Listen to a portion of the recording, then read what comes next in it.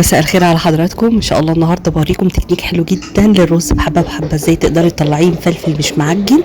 وهقول لك بقى على حته دقه من فوقيها خطيره خطيره بجد.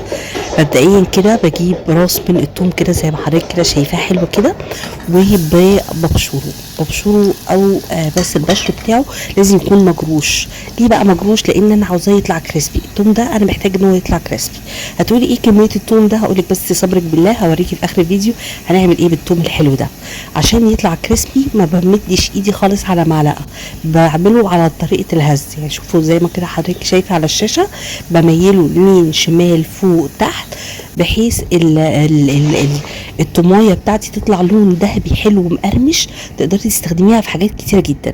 هنرجع بقى بعد ما صفينا التوم بتاعنا من الزيت، هاخد نفس الحله ديت وهنزل بيها بالرز بتاعي. هاخد بتاع مقدار كده من 6 ل7 معالق من الرز. اول ما الزيت بتاعي يتقدح بنزل بالرز ده. طيب انا عاوزه الرز بتاعي يطلع مفلفل ولونه حلو. اهم حاجه لازم نغسله مره واثنين وثلاثه واربعه وخمسه وسته لغايه ما نتخلص تماما من النشا. كل ما نتخلص من النشا من الرز بتاعي هيطلع كريسبي وحلو وكده مفلفل، يعني هيبقى طعم كده لذيذ. وحته التركه بتاعت الزيت بتاع التوم دوت هتخلي طعم الرز حته تانية يا جماعه، حلو جدا جدا جدا. جربوه بجد. يعني ده سر من اسرار اصلا الرز المفلفل، حته الزيت اللي هو متكه بريحه التوم دوت.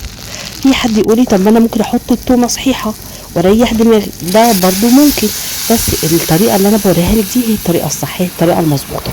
هبدا بقى اعاير بقى الرز بتاعي بمقدار الميه لازم تغطي الرز بشبرين.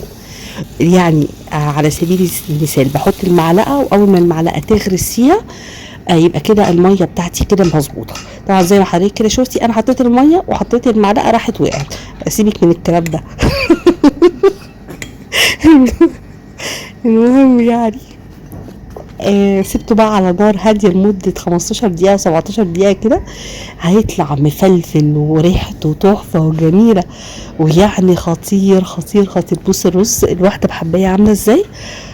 وادي يا ستي التوم اللي انا كنت عاملاه في الاول بحطه كده من على الوش، بيدي طعم حلو جدا، بالذات لو انت عامله حبه طبيخ جنبيها. يا خراشي على الجمال، يا خراشي على الحلاوه. ايه الجمال ده، ايه الطعامه دي، ايه الحلاوه دي، بجد حاجه تفتح النفس اقسم بالله، وريحته بتبقى جايبه لاخر الشقه.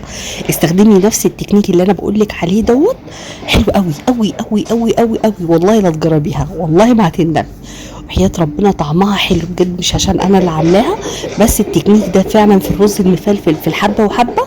يا خراشي على الجمال، حلو قوي قوي قوي قوي قوي قوي قوي قوي.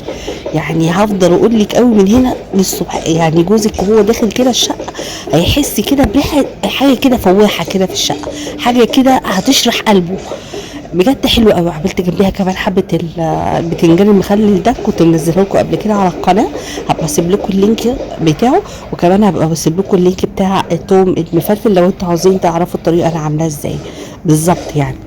المهم بقى يا ست الكل، لو انت وصلتي لعندي لغايه هنا ما تبخليش عليا بالله عليكي باللايك. يلا شكرا ليكي.